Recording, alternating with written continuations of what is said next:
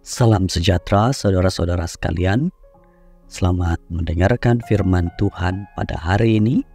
Semoga kita dapat mengerti, memahami renungan ini dengan lebih baik lagi. Mari kita sama-sama berdoa. Ya Tuhan di syurga, berkatilah kami saat mendengarkan firman-Mu ini, agar kami dapat mengerti dengan lebih baik lagi. Di dalam nama Yesus. Amin. Judul renungan, Peranan Hati Nurani, Februari 13. Roma 2 ayat 15. Bangsa-bangsa lain menunjukkan bahwa isi hukum Taurat ada tertulis di dalam hati mereka dan suara hati mereka turut bersaksi. Di dalam Roma 2 ayat 14 dan 15, Paulus membelok sedikit daripada penghujaan utamanya berkaitan dengan bangsa Yahudi dan tanggung jawab mereka di dalam penghakiman. Secara ringkasnya, dia berpaling kepada bangsa-bangsa lain. Paulus telah menunjukkan di dalam ayat 13 bahwa bagi bangsa Yahudi ia bukan hanya mendengar hukum Taurat tetapi melakukannya. Itu menimbulkan persoalan mengenai penghakiman bangsa-bangsa lain yang masih belum mendengar hukum Taurat. Bagaimana Tuhan menilai mereka? Paulus mencabar persoalan itu di dalam ayat 14 dan 15. Apabila bangsa-bangsa lain yang tidak memiliki hukum Taurat, kita baca di dalam ayat 14, oleh dorongan diri sendiri melakukan apa yang dituntut hukum Taurat, maka walaupun mereka tidak memiliki hukum Taurat, mereka menjadi hukum Taurat bagi diri mereka sendiri. Di sini, Paulus memberitahu kita mengenai dua perkara. Satu, bahwa bangsa-bangsa lain tidak mempunyai hukum bertulis Musa.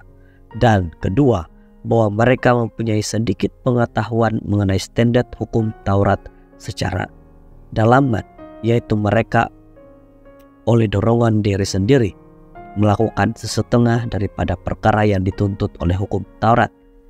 Di sini Paulus tidak membuat dakwaan universal, tetapi menyatakan bahwa sesetengah bangsa-bangsa lain ada ketikanya melakukan sesuatu perkara yang dituntut oleh hukum Taurat.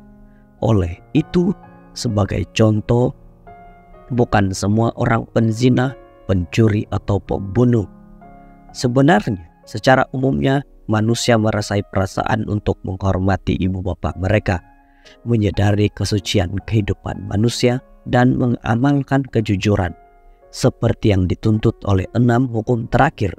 Dengan itu, walaupun bangsa-bangsa lain tidak memiliki hukum Taurat Musa, tindakan mereka seringkali menunjukkan bahwa mereka sadar dengan perkara yang betul dan salah.